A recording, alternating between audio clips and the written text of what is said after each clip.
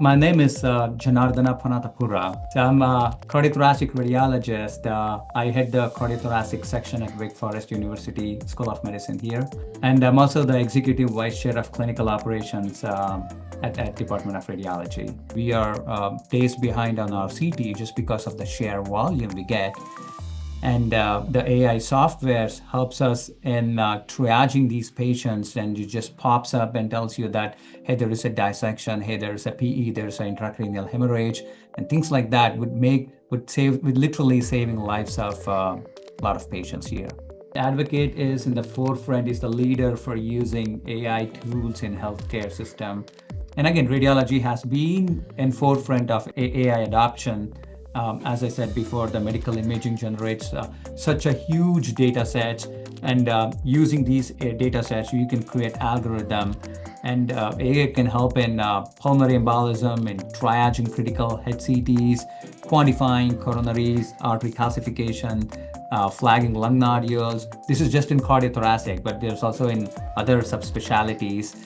And these tools act like a safety net by reducing the variability in interpretation, and also it improves the turnaround time for reporting these cases, which would eventually be a better patient management care, especially in the emergency care, where definitely time is everything, where the seconds would matter.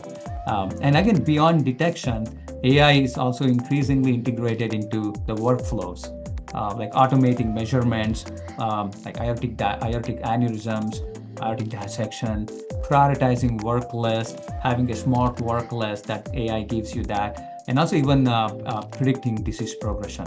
This patient who came with history of abdominal pain and shortness of breath had a CT abdomen following abdominal radiograph. And of course, this was done with contrast, so that was completely reported, and he did not have any major findings. It was very unremarkable. And this patient was pretty young, but they didn't know what was causing his abdominal pain, shortness of breath. But then I got this AI alert.